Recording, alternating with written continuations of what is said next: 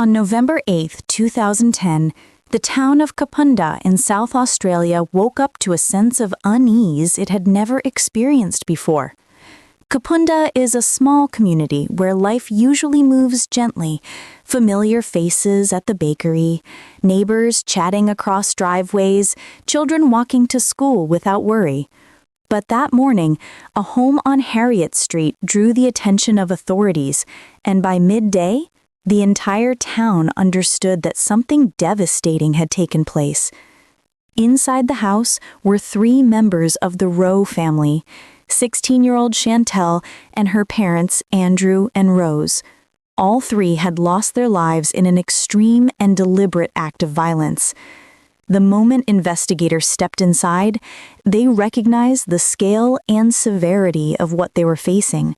The home was immediately secured, and forensic specialists began examining every inch, hoping the smallest detail might reveal what had happened. The forensic work was meticulous. Specialists collected fingerprints, documented traces of biological material, and carefully logged even the faintest marks or impressions.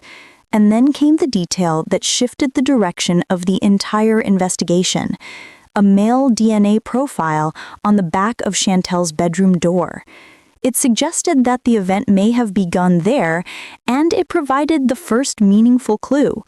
But the profile didn't match anyone in the national database, which meant investigators were looking for someone with no prior record and no obvious link in official systems. With limited leads, authorities turned to the community.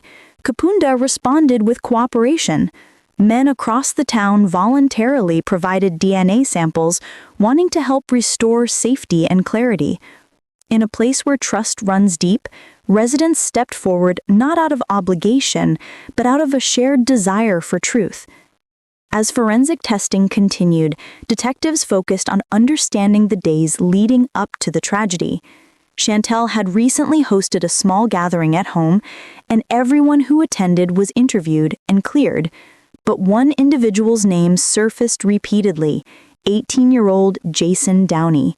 He knew Chantelle, had been in contact with her frequently, and was described by people who knew him as someone who tended to withdraw socially. When investigators spoke to him, they noticed injuries on his hand that he attributed to an accident.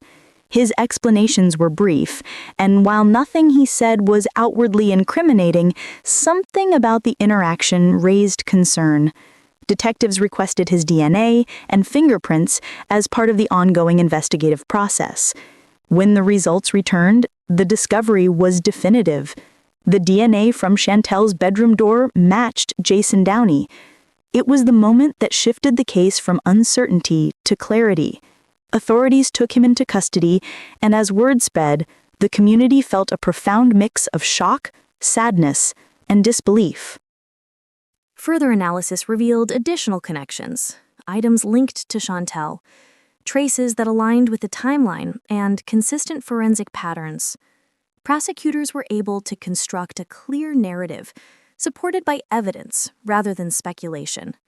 Their case pointed toward a deliberate plan, driven by an unhealthy fixation that escalated far beyond what anyone in the town could have imagined.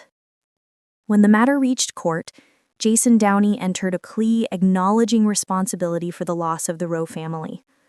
The courtroom heard deeply emotional statements from loved ones and friends, describing the kindness of the family, the promise of Chantelle's future, and the depth of the community's grief.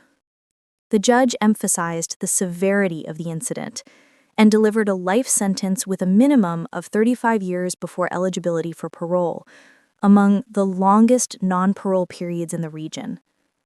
For Kapunda, the years that followed were marked by reflection and healing.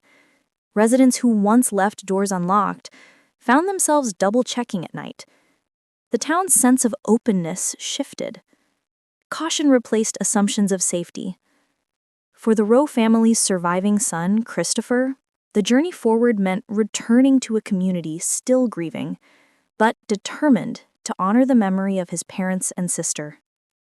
At various points, rumors arose, including misleading claims about Chantelle, But investigators publicly confirmed that none of those claims were supported by evidence.